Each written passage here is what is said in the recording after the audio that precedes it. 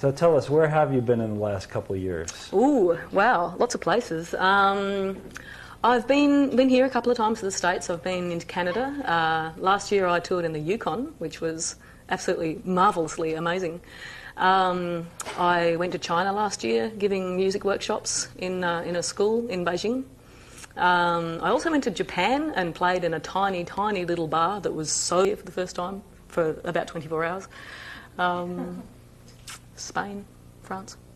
That's quite a list. I'm sure I've left something out. Hard to remember all those places. Yeah, I remember sort of snatches of stuff. I remember gigs. Yeah, I remember audiences. Want to give us some more music? Sure. Okay. Well, people, regulars to the show, might go, what's she doing with a microphone? Because I know you don't usually have the plugged version. This is sort of like the opposite of unplugged. This is plugged. And the reason I've got this set up is because I've got a sampling machine down here by my foot. So one of the things, about 2 or 3 years ago, I got a bit frustrated with what was available to me as a singer-guitarist. So I started messing with the devil in the form of sampling technology. So this is my new toy. New toy. New toy. New toy. New toy. New toy. Battery operated. New toy. New toy. Battery operated. New toy. New toy. Battery operated. Adjustable speeds. New toy. New toy. Battery operated. Adjustable speeds. New toy. New toy. Battery operated. Adjustable speeds. New toy. But it does more. Adjustable speeds. It does things backwards, and I love that.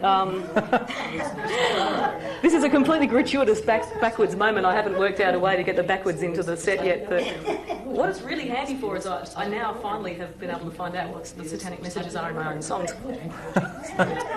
Very, very useful. So I'm going to use this now to tell a story about a friend of mine called Margaret. And Margaret died a few years ago. She died in the year 2000, but that's okay, because she was 100 years old and she was over it. Big time. She really was. She really, really was.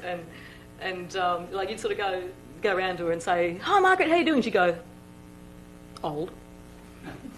And she once said to me, "Do you realise that I've been old since before you were born?"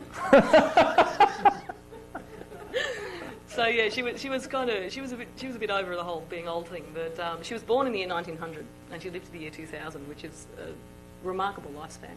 And because she was the daughter of a diplomat, a British diplomat, she was Scot, but she was born in Seoul, in Korea. And she spent her childhood in Korea and also in Shanghai, so between those two diplomatic posts. And she then went to Scotland for the first time just before the First World War, and she sort of came into her young womanhood through that World War. And like a lot of women of her generation, she found it very hard to find a man to marry because the casualties were particularly nasty in that war, because they'd invented things like poison gas and machine guns, but they hadn't invented things like penicillin and that sort of thing, so the casualties were very high.